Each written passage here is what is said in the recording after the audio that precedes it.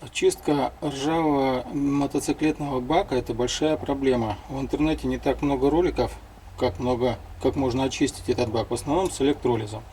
Но я пошел другим путем. Вот этот бак очень ржавый, просто пробка пропускала воду, и со временем там образовалось очень много воды, которая съела практически всю цинкованную поверхность бака.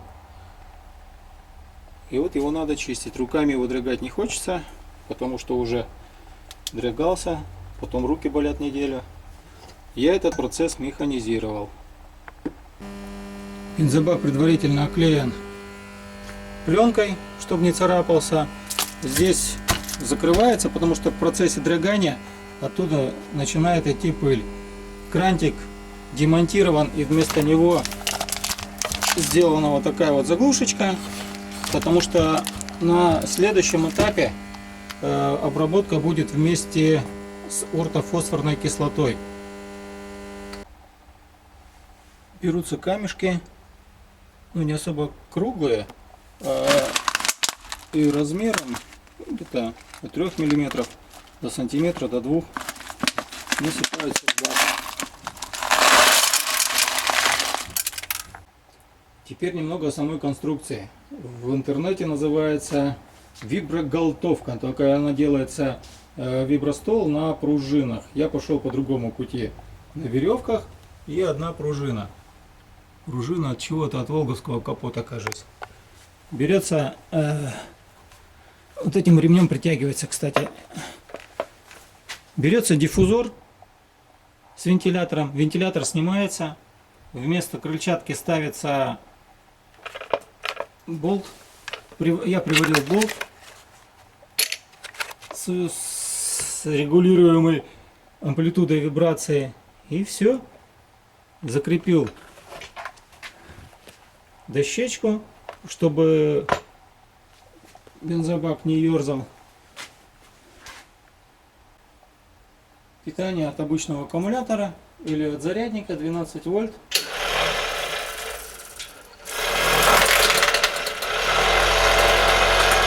Вот пошел процесс. Сейчас покажу, как это работает вместе с бензобаком.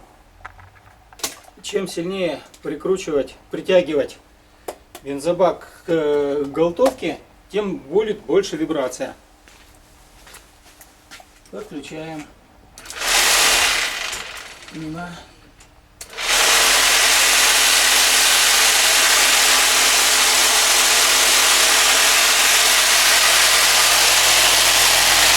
Вот это шумит, вот это камешки, которые я туда накидал.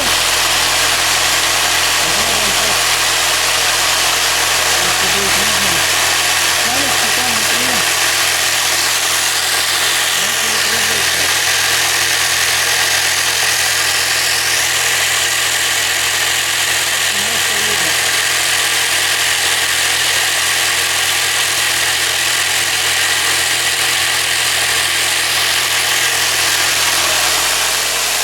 Сам процесс занимает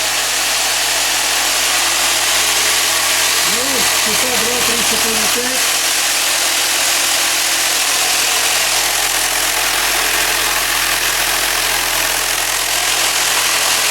Потом бак можно переворачивать вместе с пластаминой.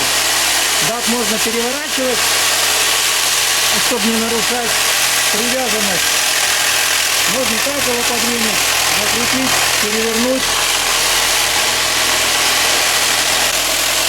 Можно перевернуть. Я использую такой. Просто одни веревочки покороче делаешь и все.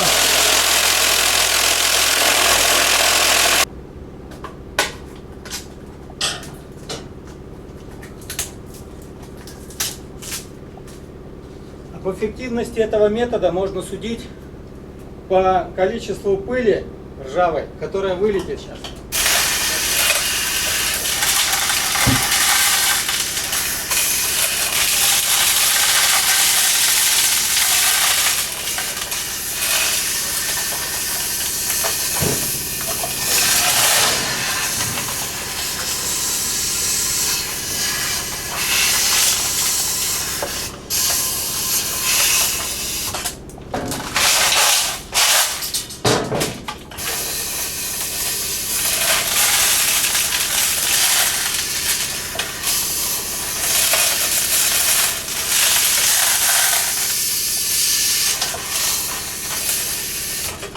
и так далее.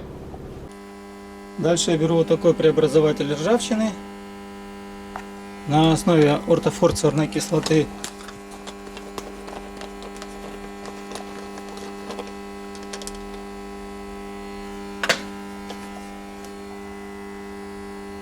И просто добавляю его в бензобак, чтобы просто смочить какую-то часть камней, потому что она все равно среагирует. И точно так же включаем на несколько часов.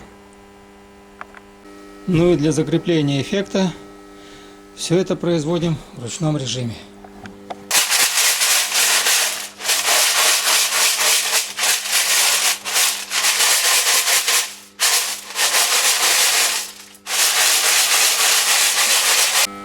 Вот такой мы получили результат.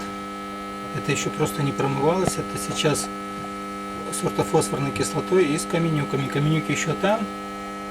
Камни чистенькие. Бензобак тоже внутри чистенький. Сейчас продолжим обработку. Сейчас мы его камешкой вытрясем. Бензобак высушим, продуем. И все готово. Вот такое количество камней использовалось на 10-литровом баке. Камни практически как были, так и есть. То есть они не стали круглыми, никакие были, вот как я их набирал на озере.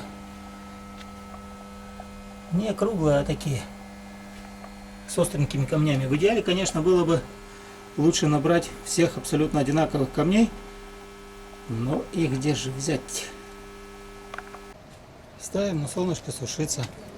Бак практически пустой. Вот, кстати, результат.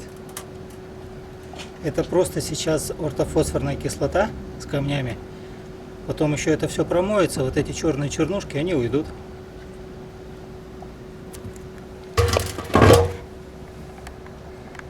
Теперь готовим жидкость для фиксации этого. Здесь бокситка 1 к 10 разводим также, плюс 10 частей добавляем ацетона, размешиваем и добавляем в бак, и потом жомкаем этот бак, жуйкаем, чтобы все осталось на стенках. Развели бокситку и добавили вот ацетона, даже получилась не 10-я часть, а где-то 1 к 5. В ацетоне разводится отлично. Это я погорячился, видимо, развел слишком много. Заливаем бензобак. Начнем с половинки, потому что может слишком много оказаться. И начинаем переворачивать.